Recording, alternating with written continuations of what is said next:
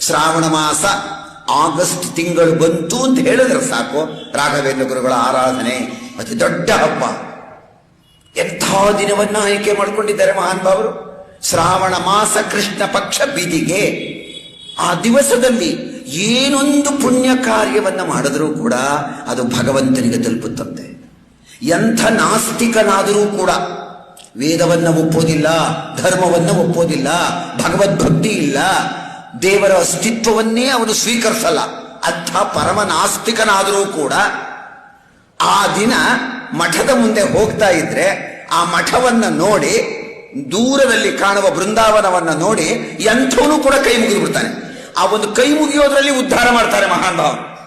ಇನ್ನೆಂಥ ಕರುಣೆ ಏನ್ರಿ ಮಹಾನ್ ಭಾವರದು. ಇನ್ನು ಅವರು ಬೃಂದಾವನ ಪ್ರವೇಶದಲ್ಲಿ ಹೇಳಬೇಕಾದವೆಲ್ಲ ಆರಾಧನೆಯ ಮಹತ್ವದಲ್ಲಿ. ಹಾಗೆ ಶ್ರಾವಣ ಮಾಸ ಕೃಷ್ಣ ಪಕ್ಷ ಬಿದಿಗೆ ಆರಾಧನೆ, ರಾಘವೇಂದ್ರ ಸ್ವಾಮಿಗಳವರ ಆರಾಧನೆ. ಅವರ